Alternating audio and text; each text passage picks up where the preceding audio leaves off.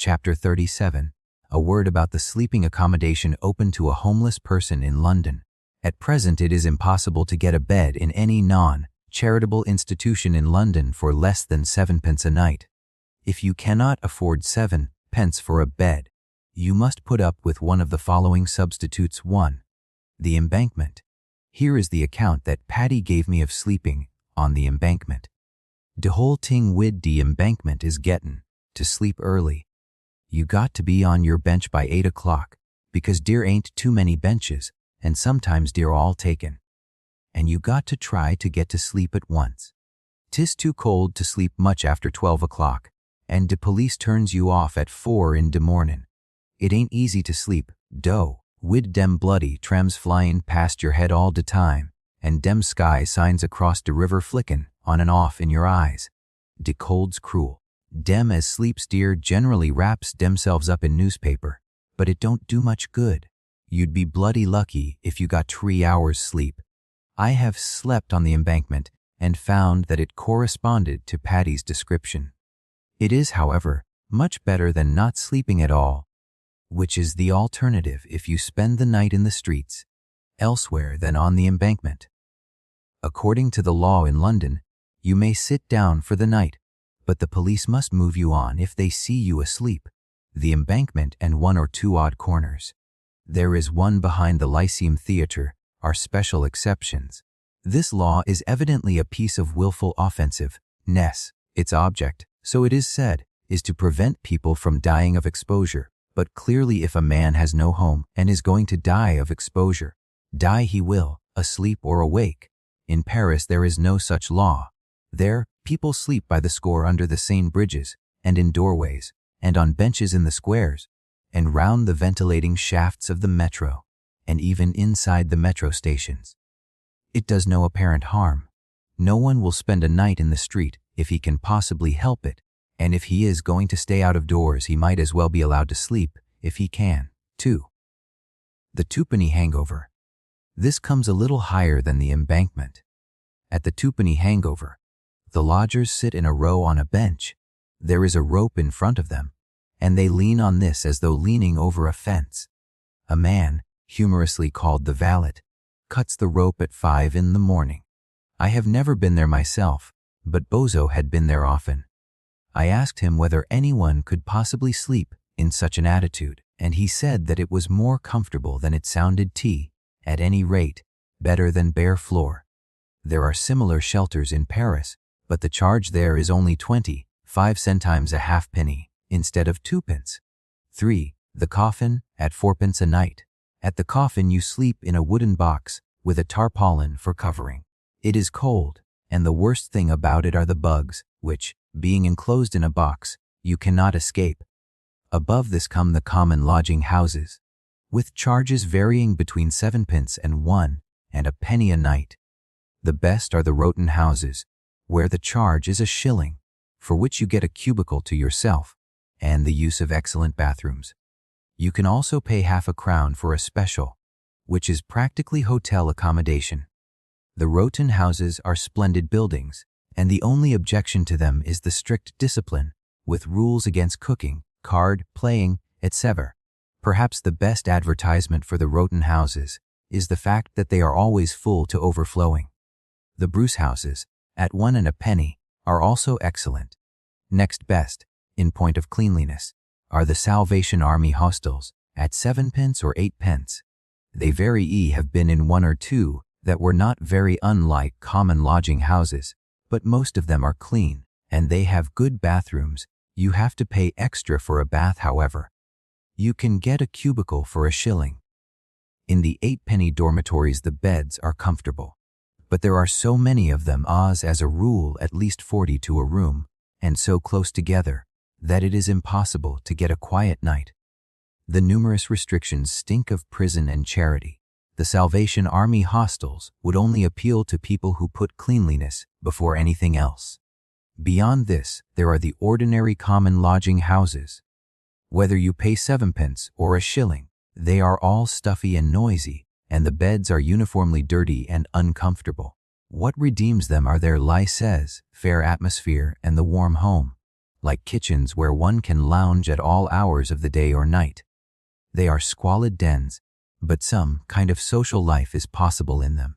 The women's lodging houses are said to be generally worse than the men's, and there are very few houses with accommodation for married couples.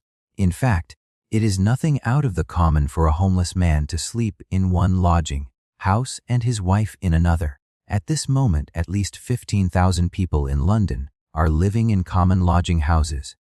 For an unattached man earning £2 a week or less, a lodging house is a great convenience. He could hardly get a furnished room so cheaply, and the lodging house gives him free firing, a bathroom of sorts, and plenty of society. As for the dirt, it is a minor evil. The really bad fault of lodging houses is that they are places in which one pays to sleep, and in which sound sleep is impossible. All one gets for one's money is a bed measuring 5 feet 6 by 2 feet 6 with a hard convex mattress and a pillow like a block of wood, covered by one cotton counterpane and 2 gray, stinking sheets. In winter there are blankets, but never enough, and this bed is in a room where there are never less than 5, and sometimes 50 or 60 beds, a yard or 2 apart. Of course, no one can sleep soundly in such circumstances. The only other places where people are herded like this are barracks and hospitals. In the public wards of a hospital, no one even hopes to sleep well.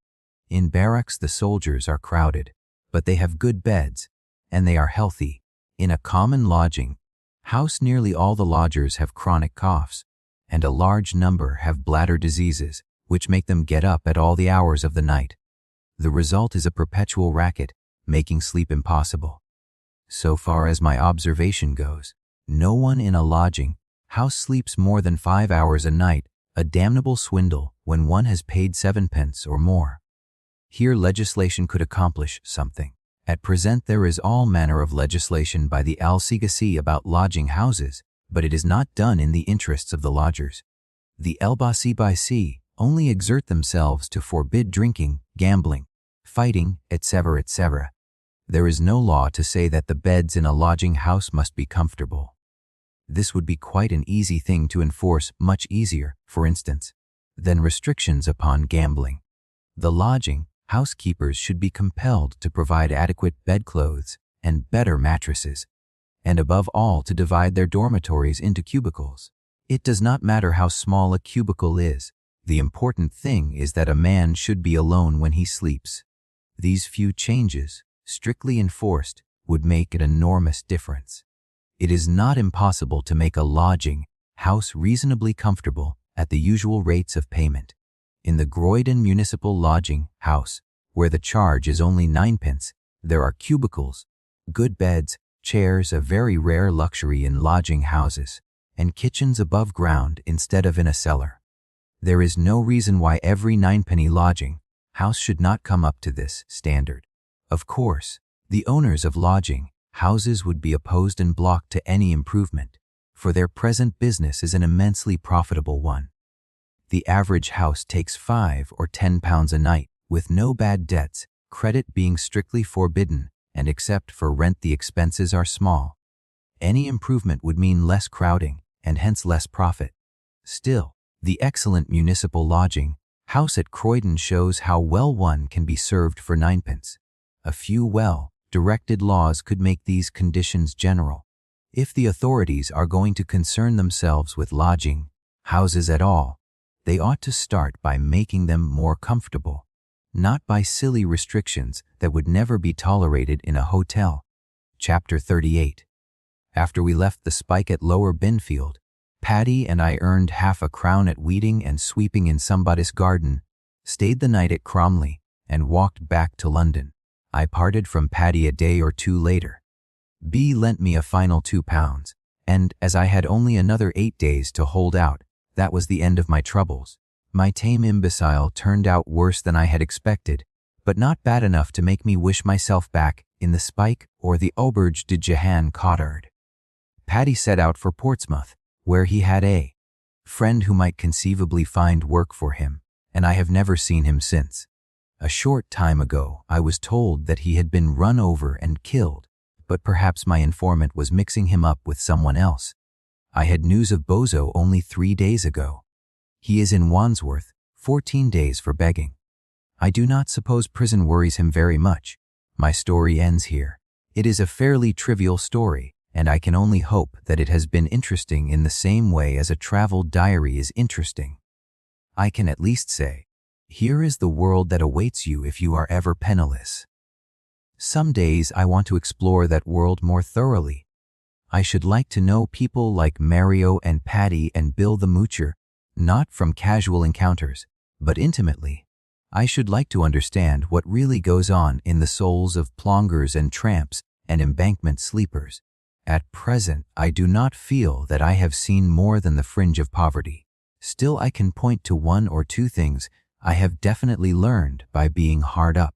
I shall never again think that all tramps are drunken scoundrels, nor expect a beggar to be grateful when I give him a penny, nor be surprised if men out of work lack energy, nor subscribe to the Salvation Army, nor pawn my clothes, nor refuse a handbill, nor enjoy a meal at a smart restaurant. That is a beginning.